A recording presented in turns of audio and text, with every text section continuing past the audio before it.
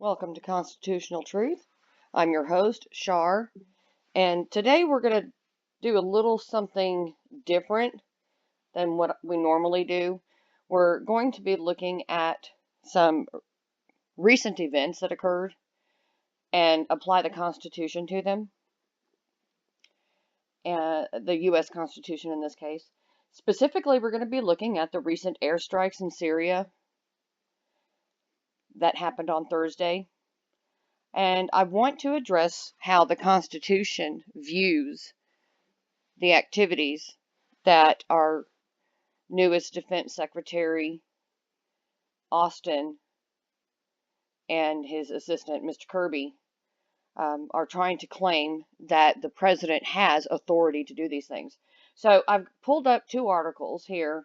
We have CNN Politics and U.S. News and World Report.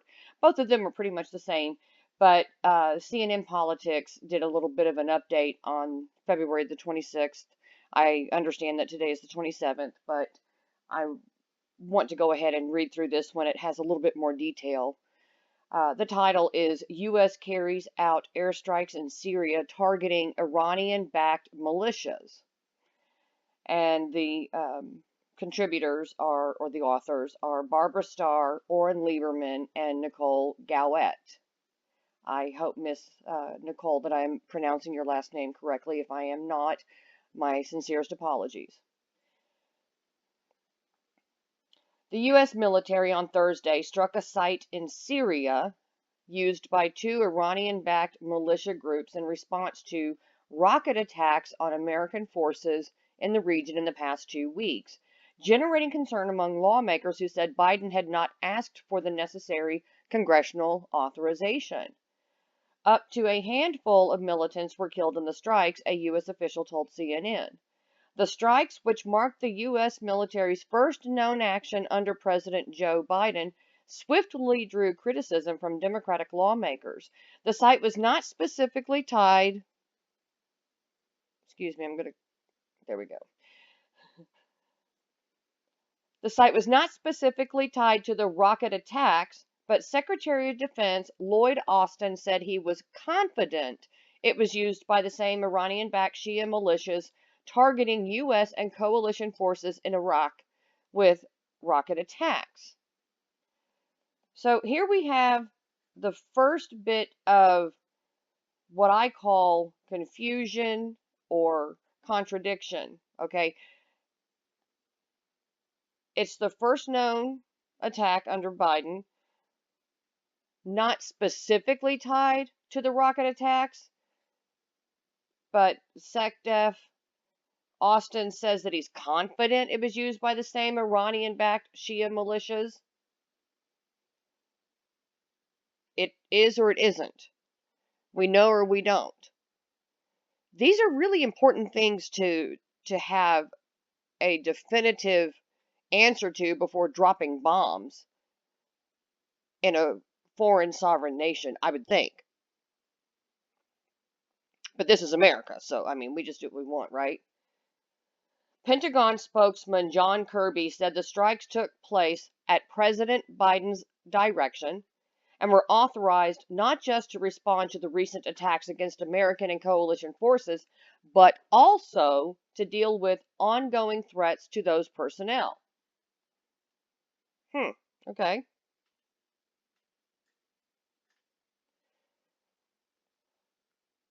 I don't know about y'all, but I can think of a really quick way to deal with ongoing threats to personnel in a foreign land.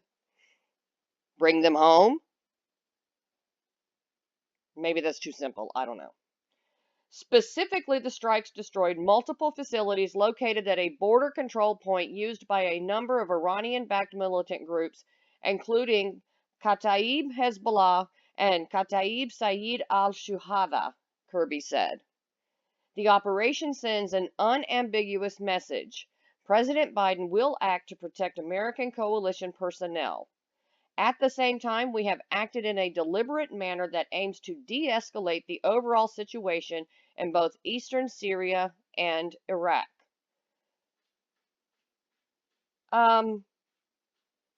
How in the heck Does punching someone in the face de-escalate a fight? How in the heck does dropping bombs in Syria de-escalate issues in Iraq, much less eastern Syria? None of this makes sense. It feels like gaslighting.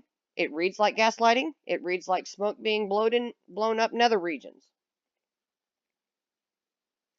Almost a day later, Iran's foreign ministry condemned the strikes. Ministry spokesperson Saeed Khatibzadeh, I tore that one up, called the airstrikes a continuation of constant Zionist regime raids on Syrian soil, a reference to Israeli aerial attacks on Syria. The spokesperson, I'm not even going to try the name again, also said the U.S. troops' presence in Syria was illegal and accused the country of training terrorists. Spokesperson may not be wrong there with calling the troop presence in Syria illegal.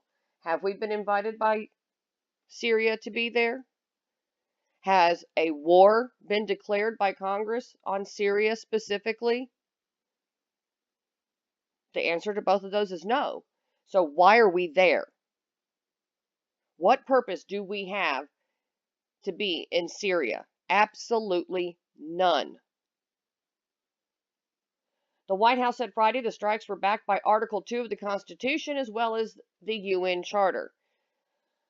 We'll address Article 2 of the Constitution as well as portions of Article 1 in a moment, but the UN Charter doesn't have sweet FA to do with what the president is allowed to do. Just because we're a member of the UN does not mean that the UN dictates what the United States does as far as attacking other countries, dropping bombs, declaring war, declaring peace, etc. and so on. The president acted pursuant to inherent self-defense powers enshrined in our Constitution and the UN Charter, a national security spokesperson said. We had a rigorous process to include legal review of the strikes conducted. Well, as Bastiat would say, when you need a moral code to engage in legal plunder, then you'll come up with laws that justify your moral code. So any legal review is going to come out on your side. Give me a break.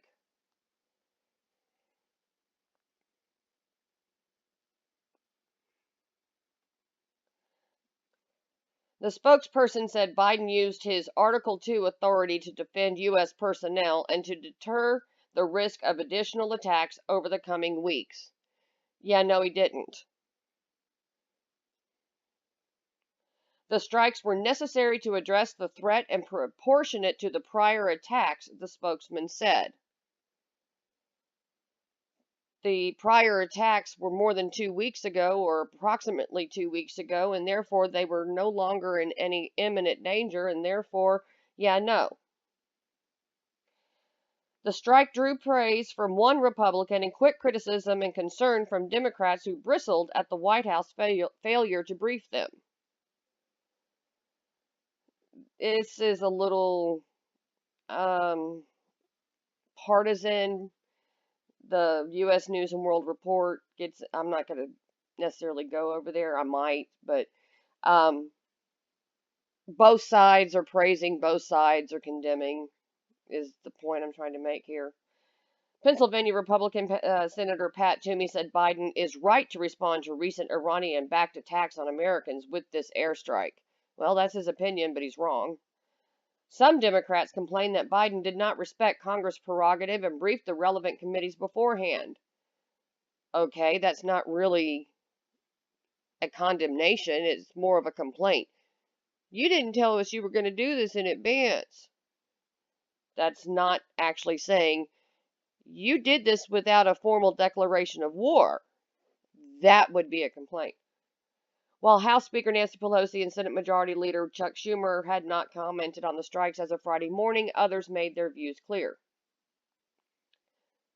Senator Tim Kaine, a Virginia Democrat, said in a statement that offensive military action without congressional approval is not constitutional absent extraordinary circumstances. Congress must be fully briefed on this matter expeditiously. He could have left out the absent extraordinary circumstances part and would have been perfectly fine with being correct on the rest of it. The Constitution does not allow for any extraordinary circumstances for the president to act. Although I do understand that, he's got the launch codes for the nukes and, all this other kind of stuff. But Senator Chris Murphy, a Connecticut Democrat, said he has inherent trust in Biden's national security decision making, and that the militia strikes in on Iraqi bases hosting U.S. troops are unacceptable. But retaliatory strikes require congressional authorization, he said. No, declaring war requires authorization, not tit for tat bullcrap. Congress should hold this administration to the same standard it did prior administrations and require clear legal justifications for military action, especially inside theaters like Syria, where Congress has not explicitly authorized any American military action, said Murphy. All of that is correct. Rep. Ro Khanna, a California Democrat on the House Armed Services Committee, told CNN there is absolutely no justification for a president to authorize a military strike that is not in self-defense against an imminent threat without congressional authorization. We need to extricate from the Middle East, not escalate. The president should not be taking these actions without seeking explicit authorization, said Khanna, who noted that Biden is now the fifth consecutive U.S. president to order strikes in the Middle East. I spoke against endless war with Trump, and I will speak out against it when we have a Democrat president, Khanna added.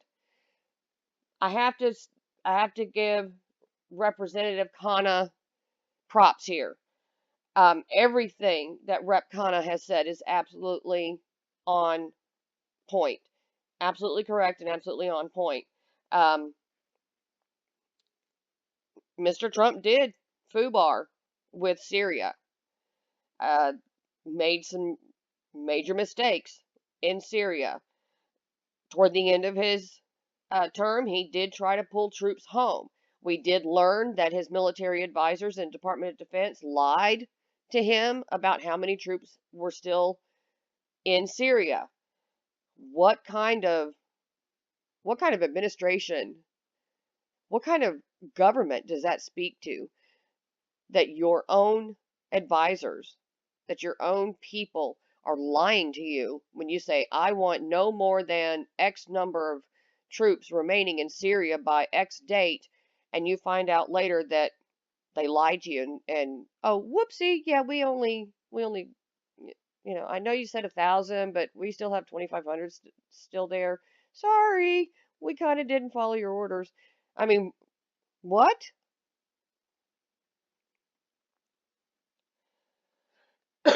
Pardon me. The site the U.S. struck is believed to be part of a weapons smuggling operation by the militias. Believed to be, according to a U.S. official. The strikes were conducted to degrade the group's ability to carry out attacks and to send a message about the recent attacks, the official said. Again, we're sending messages. What happened to our ambassadors going and having... why do we have ambassadors if they're not going to engage in negotiations with these countries? If you think it's Iran, why not have our Iranian ambassador sit down with the government of Iran and say, excuse me, are these your folks? Any relationship with these folks? Do you maybe know what's going on with these guys? Talk with the Iraqis, talk with the Syrians. Ask the folks in Iraq and Syria, since it happens to be on the border, and say, is there any chance you might know who these people are? And why do you allow them to continue to be here and to launch these attacks? Because it wasn't just American embassies and American people that were attacked. There were other nations that were also attacked. Anyway, the site was used by Iraqi Hezbollah militias near al-Hudi village, right on the Syrian-Iraqi borders inside Syria. A resident in Abu Kemal city told CNN under the condition of anonymity for security reasons. Kataib Hezbollah claimed in a brief statement Friday that one of its fighters had been killed. Its statement said the killed fighter was stationed on the Iraqi-Syrian border to protect the land of Iraq and its people from ISIS criminal gangs. If that's the case, then why is America bombing and killing these people if this particular militia is trying to protect Iraqis from ISIS? The U.S. military's original plan was to strike 2 sites near the Syrian city of Albu Kemal, but at the last minute, the second location was scratched because of concerns that civilians might be in the area, a U.S. defense official tells CNN. Well, thank God for that.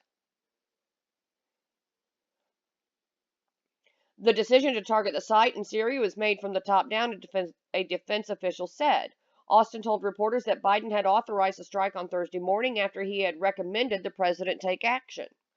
We're confident in the target we went after, Austin said on a flight back to Washington from San Diego on Thursday. We know what we hit. We allowed and encouraged the Iraqis to investigate and develop intelligence, and that was very helpful to us in refining the target.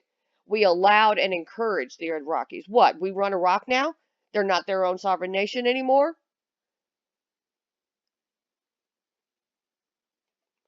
Kirby said Biden authorized the strikes after consulting with U.S. allies, including coalition partners, and that they had taken place at about 6 p.m. Eastern Time. The Russian military was given a warning about the upcoming airstrike 4 or 5 minutes before it was delivered, Russian Foreign Minister Sergei Lavrov said Friday, according to the Russian state news agency TASS. Can you imagine if you're serving somewhere overseas and another country decides to take a similar action and you're given a whopping 5 minutes to get the hell out of Dodge?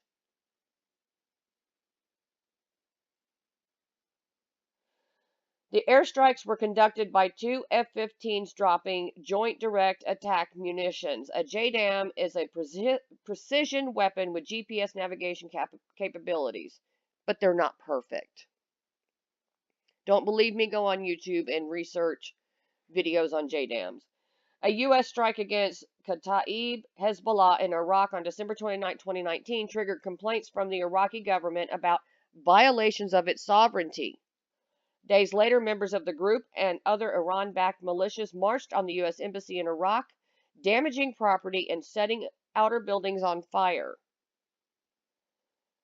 What you may not also know about this is that Iraq, Syria, and other countries in the Middle East have voted and asked that the United States leave, that we remove our forces and get out, to include Afghanistan.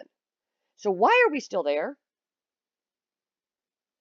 While the U.S. had not before Thursday blamed any specific group for the rocket attacks or attributed them to any Iranian proxies in the region, the administration has made clear where it places the ultimate blame. We have stated before that we will hold Iran responsible for the actions of its proxies that attack Americans, State Department spokesman Ned Price said on Monday, noting that many of these attacks have used Iranian-made, Iranian-supplied weapons. Okay. The United States is one of the world's largest arms suppliers. Does that mean that we can expect the same type of responsibility being held for any U.S. made weapons that are used in other places? Because that's what it sounds like. Earlier this week, White House spokeswoman Jen Psaki had said the U.S. holds Iran accountable for the actions of its proxies. This word, proxy, they keep using this word. There's no responsibility for these militias that are in Syria at the Iraqi border and finding out who they really are and what they're really doing and holding them accountable. They could be Syrian, they could be offshoots of ISIS, they could be acting on their own. Did you notice that one word, Hezbollah? Okay. Um, who are they connected to? They could be anyone. But no, we want to blame Iran. Why are we trying to blame Iran? You'll also have to keep in mind, and it's coming up in the article here because I have read this before, that there's negotiations trying to go on to reinstate the treaty between the U.S. and Iran for their nuclear stuff. A February 15 rocket attack on coalition forces near the Erbil International Airport in Iraqi Kurdistan killed a civilian contractor and injured 9 others, including 4 American contractors and 1 member of the U.S. military who went through concussion protocol. That day, about 14 rockets were fired toward U.S. and coalition forces in Erbil in northern Iraq. At the time, Psaki said Biden and his administration reserved the right to respond in a manner and at a time of our choosing. So be it 2 weeks, 2 years, 2 months, 2 decades, whatever. We'll get around to it when we feel like it. She warned that we will respond in a way that's calculated on our timetable and using a mix of tools seen and unseen. What we will not do, and what we've seen in the past, is lash out and risk an escalation that plays into the hands of Iran by further destabilizing Iraq, and that is our priority, she added. I don't understand how they don't recognize that bombing a city in another country does not escalate issues. The attack was the first of 3 that came in rapid succession, referring to the rocket attacks. Over the weekend, at least 4 rockets struck Balad Air Base north of Baghdad, where a U.S. defense company works on Iraqi combat aircraft. Then on Monday, 2 rockets landed in Baghdad's international zone, where many foreign embassies are located. There were no reports of injuries or damage. The U.S. strikes come as Washington and Tehran position themselves for negotiations about Iran's nuclear program, potentially complicating an already fragile process. You think, blaming Iran, saying that they're Iranian proxies. Iran Foreign Minister spokesman Saeed, I'm not going to butcher his last name, denied any ties to the February 15 attack in Erbil, and Iran has not claimed responsibility for any of the other strikes. While these rumors are strongly rejected, the dubious attempt to attribute it to Iran is also strongly condemned, he said, according to a February 16 report by Iran's state official news agency Mehr.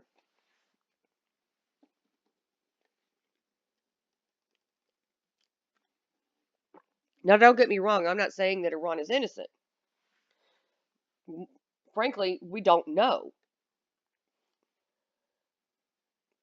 I don't speak Farsi, which I think is the Iranian language, so I can't go into their news and look it up and read it and try to put 2 and 2 together between the 2 of them and figure it out. Not that I would trust Iranian news any more than I trust American news. The point being that we're all being lied to. It's all propaganda, and who the hell knows? What I do know is there is no Article 2 authority for the president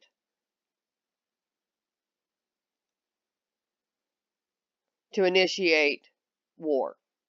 Article 2, Section 2, Clause 1. The President shall be Commander-in-Chief of the Army and Navy of the United States and of the militia of the several states when called into the actual service of the United States. Now, obviously, back when the Constitution was written, this was before we had long-standing armies. The Navy was the only long-standing, always constant military. The militia of the several states is who was called up, and from there an army was chosen. And I'm reading to you from the Founders Constitution, okay? The Founders Constitution just takes the actual Constitution, okay, and adds, as you can see here, like right here, okay, various primary historical sources that reference these portions of the Constitution.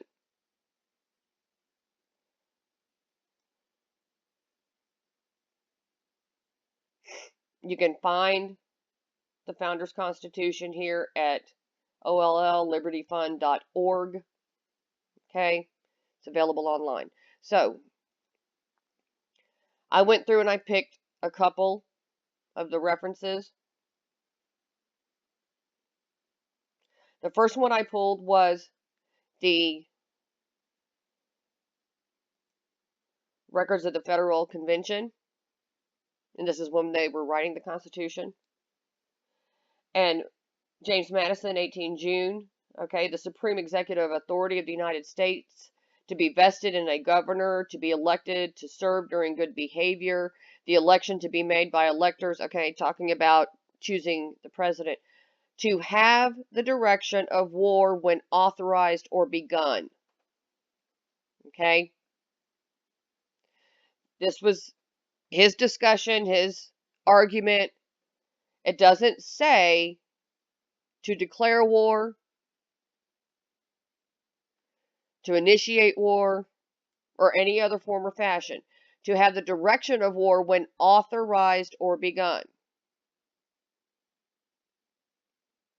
So if a war is started against the United States, would be the begun part, or if the United States decides they're going to declare war on another country for whatever reason, when Congress authorizes it. And then I pulled up the debate in the North Carolina ratifying convention, because as you recall, all of the colonies got together. This was in 1788, so this would have been after the Constitution was written, but you know it took 2 years for them to ratify it. And Mr. Iredell was debating this. And specifically, the president has not the power of declaring war by his own authority. Now he's comparing it to other governments, specifically Great Britain, okay? And how King not only leads the armies and the navies and whatnot, but he also has the right to declare war and call up armies and so forth. The president has not the power of declaring war by his own authority, nor that of raising fleets and armies. These powers are vested in other hands. The power of declaring war is expressly given to Congress, that is, to the two branches of the legislature, the Senate, composed of representatives of the state legislatures, the House of Representatives, deputed by the people at large. They have also expressly delegated to them the powers of raising and supporting armies and of providing and maintaining a navy. With regard to the militia, it must be observed that though he has the command of them when called into the actual service of the United States, yet he has not the power of calling them out. The power of calling them out is vested in Congress for the purpose of executing the laws of the Union.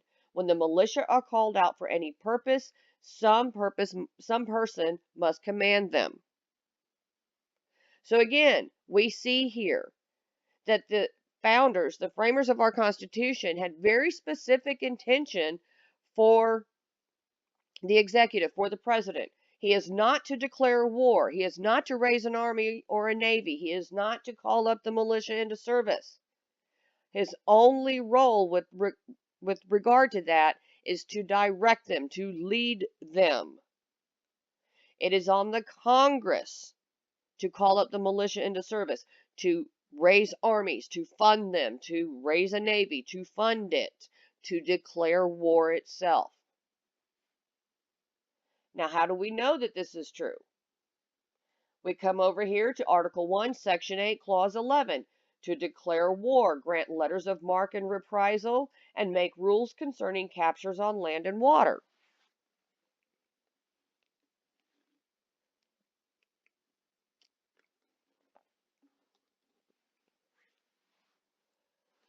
I specifically located here, and there's a lot of references here, okay? But I specifically pulled up ones that dealt with declaring war. I avoided the granting of letters of marque and reprisal and the rules regarding captures on land and water because they don't apply in the modern day.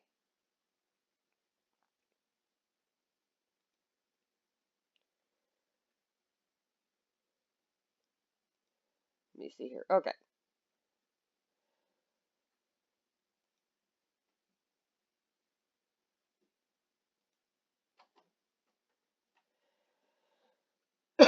Pardon me.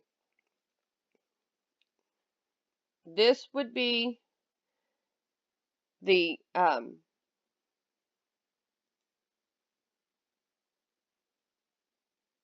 me, the records of the Federal Convention to make war. And I'm going to just let you know that you can pull it up and read it yourself because it says to make war, okay? And there's quite a bit of argument back and forth about how they were going to word that. Should we say make war? Should we say declare war? Okay, back and forth. That is, to me, that is less important than going on here to this one. Mr. James Wilson, Legislative Department, lectures on law. I didn't highlight this because I want to read the whole thing. One great end of the national government is to provide for the common defense. Defense presupposes an attack. We all know the instruments by which an attack is made by one nation upon another. We all likewise know the instruments necessary for defense when such an attack is made. That nation, which would protect herself from hostilities or maintain peace, must have it in her power, such is the present situation of things, to declare war. The power of declaring war and the other powers naturally connected with it are vested in Congress to provide and maintain a navy, to make rules for its government, to grant letters of marque and reprisal, to make rules concerning captures, to raise and support armies, to establish rules for their regulation, to provide for organizing, arming, and disciplining the militia, and for calling them forth in the service of the Union. All these are powers naturally connected with the power of declaring war. All these powers, therefore, are vested in Congress. As the law is now received in England, the king has the sole prerogative of making war. On this very interesting power, the Constitution of the United States renews the principles of government known in England before the conquest. This indeed, as we are told by a well-informed writer, may be accounted the chief difference between the Anglo-Saxon and the Anglo-Norman government. In the former, the power of making peace and war was invariably possessed by the wittenagemot, and was regarded as inseparable from the alloidal condition of its members. In the latter, it was transferred to the sovereign, and this branch of the feudal system, which was accommodated perhaps to the depredations and internal commotions prevalent in that rude period, has remained in subsequent ages, when, from a total change of manners, the circumstances by which it was recommended have no longer any existence. Now, I know the second paragraph has a lot of archaic language in it, refers to some history, mentions Anglo-Saxon and Anglo-Norman, which, of course, is historical in nature. But it refers to previous ways of ruling England and latter ways of ruling England and how they never went back to the previous ways of ruling England. And how the United States decided that it was going to switch things up because you have to recall that the founders were very intelligent, well-read, educated men. And our Constitution is based in large part on English common law and also, um, and there goes my brain. It just stopped. It doesn't want to tell me what it was. It's okay. But Magna Carta, thank you. Brain decided to work again. But it's also based a lot on Magna Carta. We do have a lot of history there. They read a lot of philosophers and looked at how things should have been done and could have been done and would move forward with that. Now, here we have a letter from James Madison to Thomas Jefferson. And this one I found to be really important with regard to having Congress be in charge of declaring war. But you will have to forgive me because I do not know specifically which president it was at this time. And before making the video, I did not pull it up. But you're free to pull up who was president in 1798.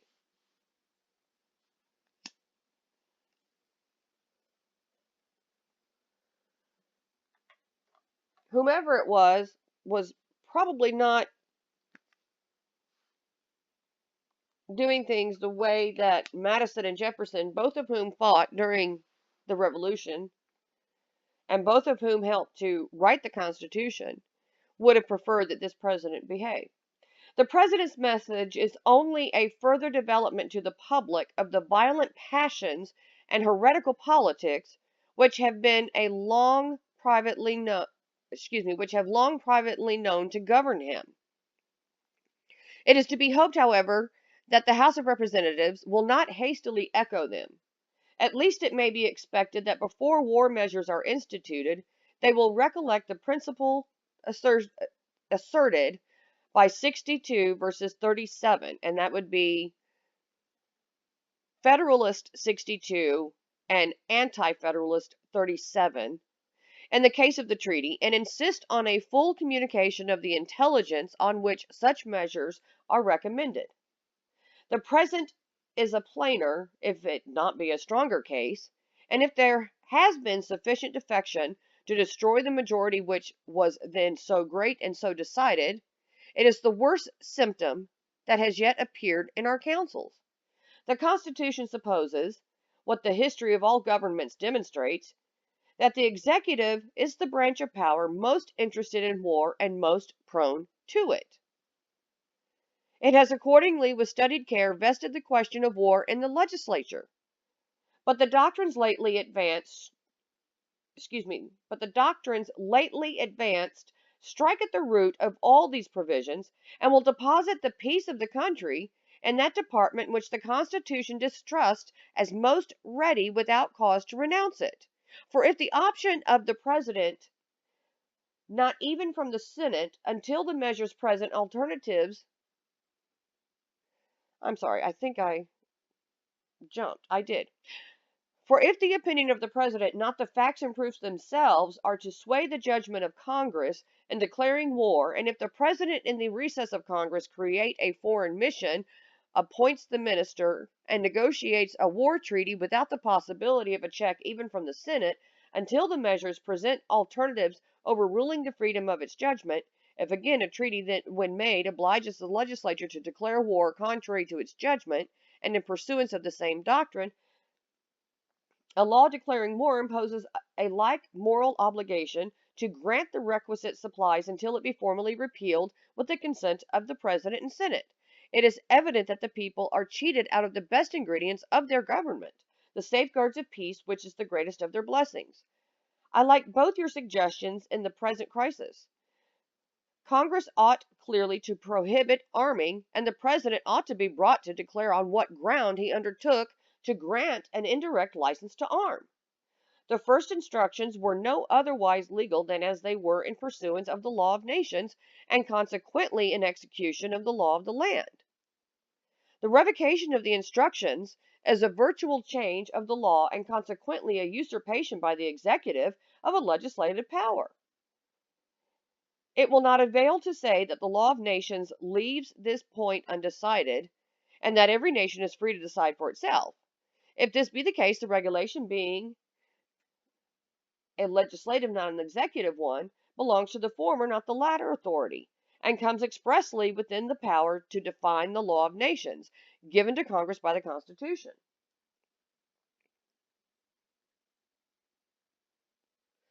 I do not expect, however, that the constitutional party of the House of Representatives is strong enough to do what ought to be done in the present instance. Your second idea, that an adjournment for the purpose of consulting the constituents on the subject of war, is more practicable because it can be effected by that branch alone if it pleases, and because an opposition to such a measure will be more striking to the public eye. The expedient is the more desirable as it will be utterly impossible to call forth the sense of the people generally before the season will be over, especially as the towns, etc., where there can be most dispatch in such an operation, are on the wrong side, and it is to be feared that a partial expression of the public voice may be misconstrued or miscalled, and evidence in favor of the war party. On what do you ground the idea that a declaration of war requires two-thirds of the legislature? The force of your remark, however, is not diminished by this mistake, for it remains true that measures are taking or may be taken by the executive that will end in war, contrary to the wish of the body which alone can declare it. So again, here we have very early, from April 2nd, 1798, very early support and proof in primary sources that it was Congress that was to declare war and not the president. And very early, we had an executive, a president, that was rattling sabers trying to get the people to go to war, trying to get the United States to go to war. Which war? I don't know. I'd have to go look it up, and I didn't. Probably should have. Um, but it's interesting, to say the least, because 1798, it wasn't that long before that they had been in a war and finished one off. So we don't have to look very hard to find these examples to understand that the president has no authority in Article 2. The language is very clear. Commander in chief, when called into actual service. That's it. That's his sole authority, is to be commander in chief. And it's very clear here to declare war, to raise and support armies. I like that it's not supposed to be more than 2 years, and we've had armies for since forever. To provide and maintain a navy. To make rules for the government and regulation of the land and naval forces. To provide for calling forth the militia to execute the laws of the Union, suppress insurrections, and repel invasions. To provide for organizing, arming, and disciplining the militia, and for governing such part of them as may be employed in the service of the United States, reserving to the states respectively the appointment of the officers and the authority of training the militia according to the discipline prescribed by Congress.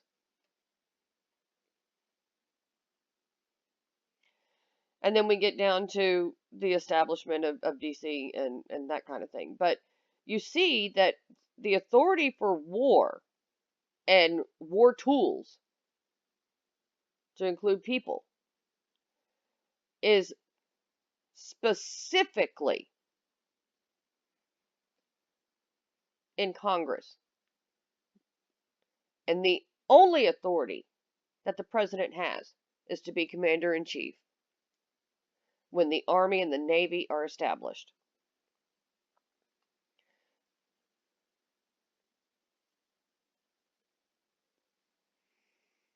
No official war has been declared in Syria. Why are we there? Why are we bombing them? In 2001,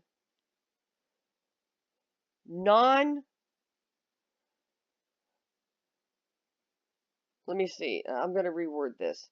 In 2001, in New York City, D.C., and in a field in Pennsylvania, non-traditional weapons of warfare were used to attack the United States. And the United States government considered that an act of war. And we started the war on terror. And that was in 2001. For 20 years now, we have been engaged in a war in the Middle East, nonstop. We invaded Iraq. We invaded Afghanistan. We have now invaded Syria. Are we going to invade Iran next? When will it stop?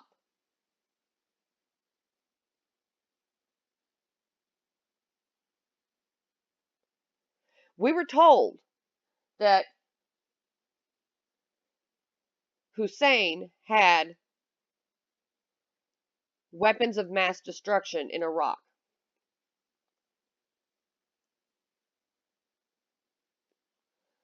That lie was repeated and repeated and repeated by legacy media as justification for going to war. Congress declared war, and we learned later, some years later, that that was a lie.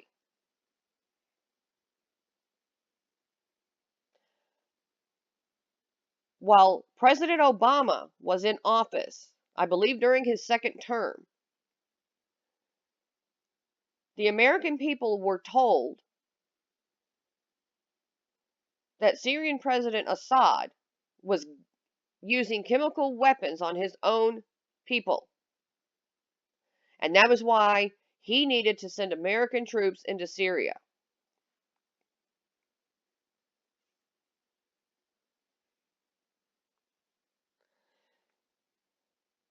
There's been much written on this topic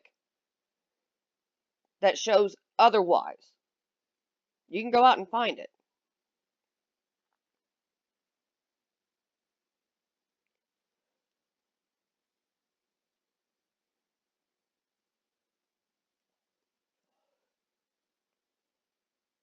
So that's why we got into Syria under Obama, was because allegedly the president of another nation allegedly used chemical weapons on his own people without any proof.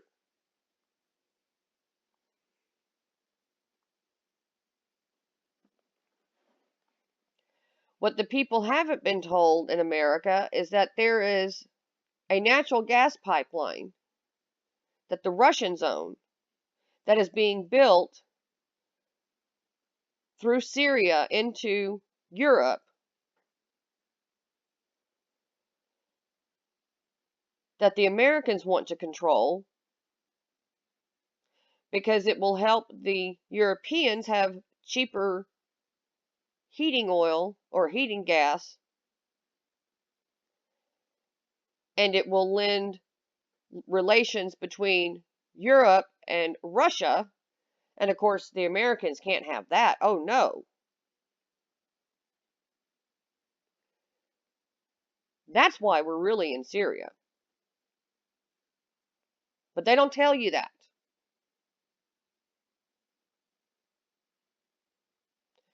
Meanwhile, they gaslight us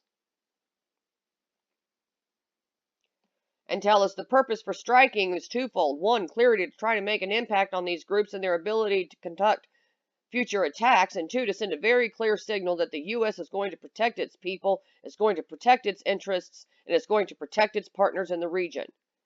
Well, you know what? Pull our people out, and then you don't have to strike sovereign nations.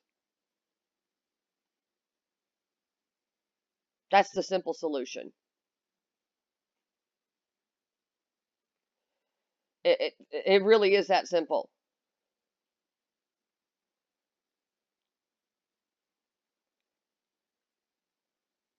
The strike was retribution. Yeah, it was retribution. Anyway, I've gone on long enough. I thank you all for listening. If you appreciate the work that I do, please subscribe to the channel. Hit the thumbs up or thumbs down, whichever makes you happy. Please comment and please share this video. Thank you very much. Have a good day.